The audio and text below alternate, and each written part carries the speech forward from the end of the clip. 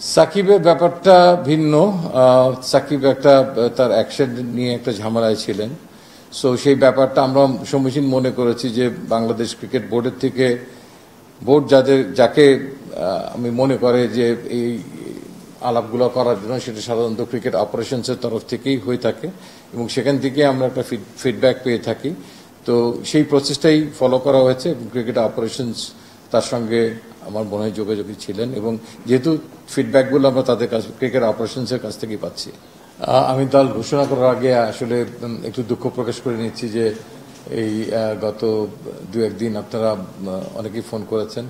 আসলে আমার পক্ষে সবার ফোন রিসিভ করা সম্ভব হয়নি। আপনারা নিজে বুঝতে পারছেন যে বেশ কিছু প্রশ্ন আপনাদের ছিল যেগুলো ঠিক সেই সময় উত্তর দেওয়া আমার জন্য একটু মুশকিল ছিল। তো আমার দুই সহযোগী তারা বিপিএল এর খেলাগুলো খুব নিবিড়ভাবে পর্যবেক্ষণ করছেন, সেজন্য আজকে এখানে আমার সঙ্গে নেই। তো আমি দলটা ঘোষণা করছি। বিসমিল্লাহির রহমানির রহিম। বাংলাদেশ ন্যাশনাল ক্রিকেট টিমের ওডিআই স্কোয়াডটা যেটা চ্যাম্পিয়ন্স ট্রফি 2025 খেলতে যাবে, সেই দলটার খেলোয়াড়দের নামগুলো আমি ঘোষণা করছি একে একে। এমডি নাজমুল হোসেন শান্ত, ক্যাপ্টেন। তানজিদ হাসান তামিম, সুমায়া সরকার, পারভেজ হোসেন ইমন, মুশফিকুর রহিম, এমডি তাওহিদ হৃদয়, মাহমুদুল্লাহ, এমডি মেহেদি হাসান মিরাজ, জাকির আলী আনিক, এমডি রিশাদ হুসেন, নাসুম আহমেদ, এমডি তনজিম হাসান সাকিব, নাহিদ রানা, তাসকিন আহমেদ, মোহাম্মদ মুস্তাফিজুর রহমান। আপনারা সবাই অবহিত আছেন যে সাকিবের বোলিং অ্যাকশন নিয়ে, তার বৈধ বোলিং অ্যাকশন নিয়ে যে সমস্যাটায় তিনি আছেন সেটার থেকে উত্তরণের জন্য তিনি পরীক্ষায় অবতীর্ণ হয়েছিলেন, টেস্ট দিয়েছিলেন এবং টেস্টের রেজাল্টটা খুব আনফর্চুনেটলি নেগেটিভ হওয়ার কারণে তিনি এখন ক্রিকেট শুধু একজন ব্যাটসম্যান হিসেবেই খেলতে পারবেন। সো সিলেকশন প্রসেসে সাকিব আল হাসানের অবস্থানটা ছিল একজন ব্যাটসম্যান হিসেবেই আমাদের কাছে এবং আমাদের এই দলে আসলে টিম কম্বিনেশনটা সাজাতে গিয়ে শুধু ব্যাটসম্যান হিসেবে তাকে আমরা এই 15 জনে অ্যাকোমোডেট করতে পারিনি।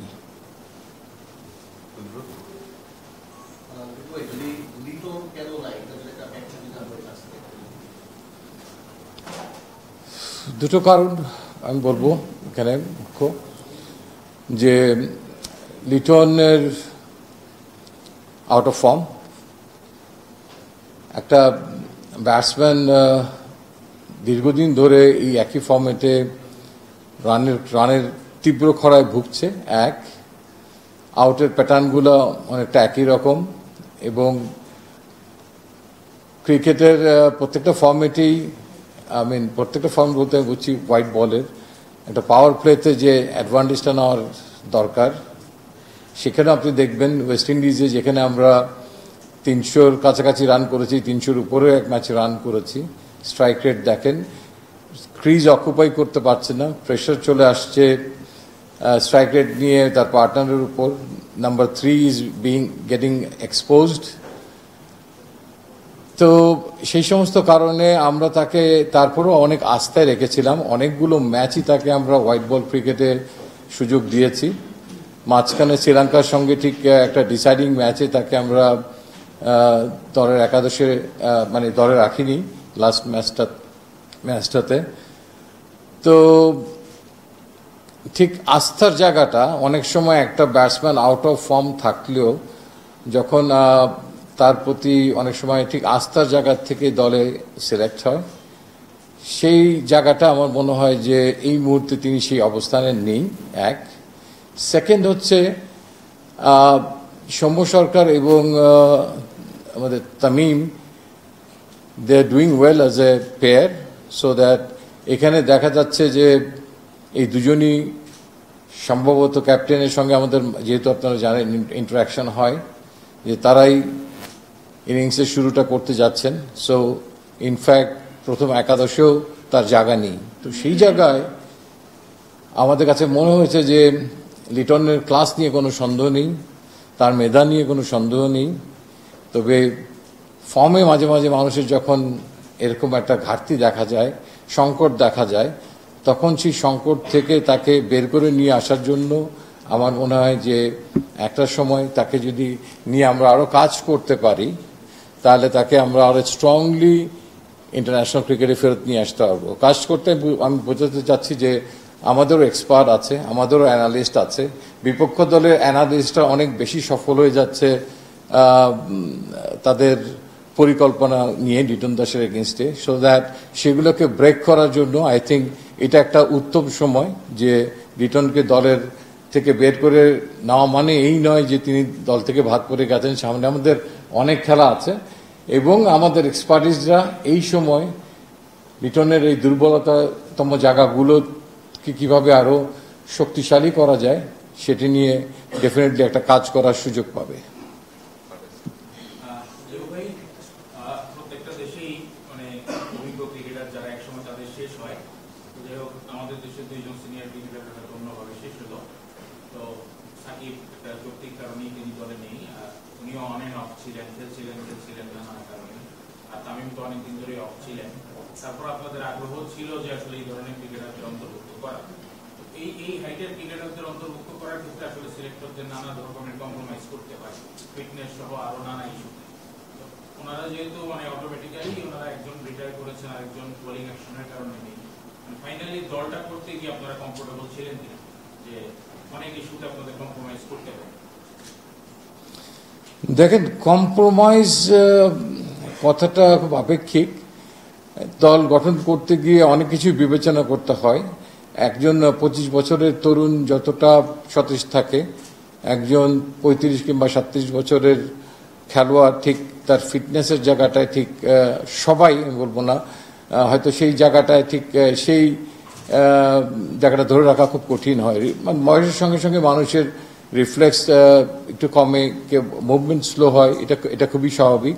বাট যে ভিন্ন ভিন্ন সেগমেন্টগুলো আছে, কেউ ব্যাটিংয়ে সেটাকে কাভার করে দেয়, তো সেই কারণে আপনি বলতে পারেন যে একটা সমঝোতার জায়গা, যেটা আপনি বলতে চেয়েছেন যে হ্যাঁ, সেটা আমাদেরকে শুধু মানে পার্টিকুলারলি আপনি যে দুটো নাম বললেন সেটা না, বিভিন্ন নামের ক্ষেত্রেই আমাদেরকে সেই জিনিসগুলোকে বিবেচনায় আনতে হয়। Even not only batsman, it goes even for the bowlers as well.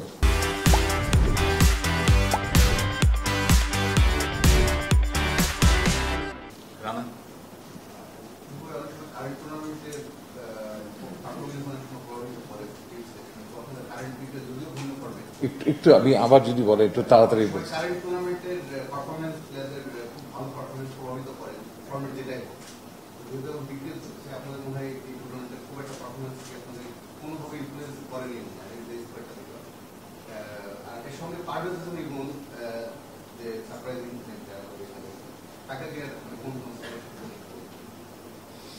Actually মানে একটা ফরম্যাট আর একটা ফরম্যাটকে ওভারল্যাপ ইউজুয়ালি করে যায় না, তবে হোয়াইট বল ক্রিকেট অনেক সময় কিছুটা এখানে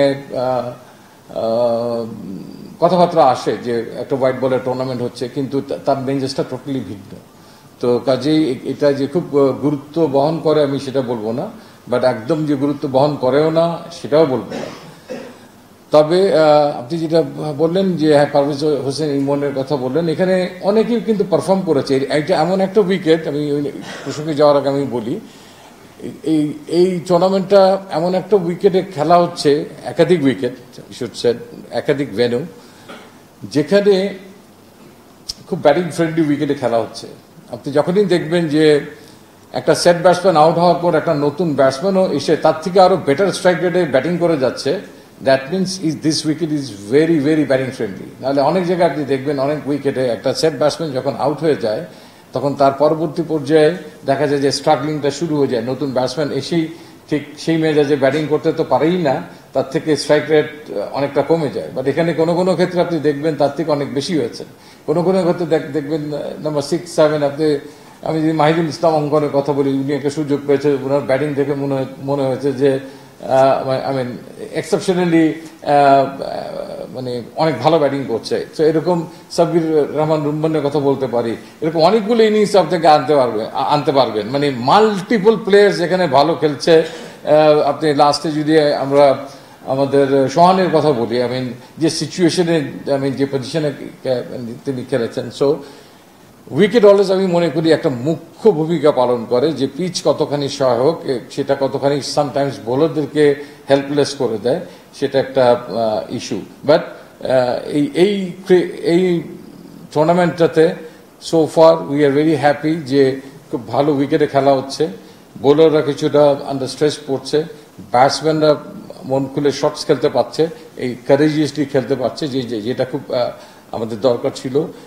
ইম্প্যাক্টফুল ক্রিকেট যে প্র্যাকটিসটা, যে কালচারটা চালু হওয়া দরকার ছিল, সেটা হচ্ছে, সেই কারণে আমরা খুশি। আর আপনার সেকেন্ড কথা ছিল সম্ভবত যে লিটন কুমার দাস এই দলে নেই, সে জায়গায় পারভেজ হোসেন ইমন এসছেন। হ্যাঁ, তিনি হয়তো আপনি বলতে পারেন যে আহামরি হিউজ এমন কোনো কন্ট্রিবিউশন তার নাই যে তারপরে তিনি কেন দলে এসছেন। বাট সো ফার আমাদের কাছে মনে হয়েছে যে জিনিসটা আমরা খুঁজছি বাংলাদেশ ক্রিকেটের, স্পেশালি হোয়াইট বল ক্রিকেটে, যে ক্রিকেটে এই পাওয়ার প্লেতে অ্যাগ্রেশন, ইম্প্যাক্টফুল ব্যাটিং, সেই জিনিসটা তার মধ্যে আছে। যদি কোনো কারণে আমাদের এই যে দুজন ওপেনার আছে, এই দুজন ওপেনারের মধ্যে থেকে থার্ড চয়েস হিসেবে তাকে নিতে হয়, তাহলে ঠিক একই টেম্পোতে, একই অ্যাগ্রেশনে he is capable to bat, এবং হি নেভার হেজিটেট। তার ব্যাটিংয়ে যে জিনিসটা আমাদেরকে আকৃষ্ট করেছে, কখনো তার ব্যাটিং দেখে মনে হয়নি এইটা একটা অপরচুনিটি, তাকে কিছু রান করতে হবে। বাট রেদার দেন অলওয়েজ আমার কাছে মনে হয়েছে যে দলকে জেতানোর জন্য, আই মিন মূল লক্ষ্যটাকে ঠিক রাখার জন্য দলের, he always goes for it, attacking. এইটা একটা মুখ্য এবং বিবেচ্য বিষয়, এবং এরকম একটা বড় গ্লোবাল টুর্নামেন্টে যদি তাকে রাখা যায়, অ্যান্ড তা যে আস্থার যে জায়গাটা আছে, সেই জায়গাটাতে তিনি আছেন, এবং আগামীতে তিনি হয়তো আরো কন্টিনিউ করতে পারবেন দলের সঙ্গে, সেই আস্থাটা তার প্রতি আছে, সো দ্যাট এই গ্লোবাল টুর্নামেন্টে তাকে সে যদি সন্নিবেশিত করা, মনে হয় হি ইজ ওয়েটিং ফর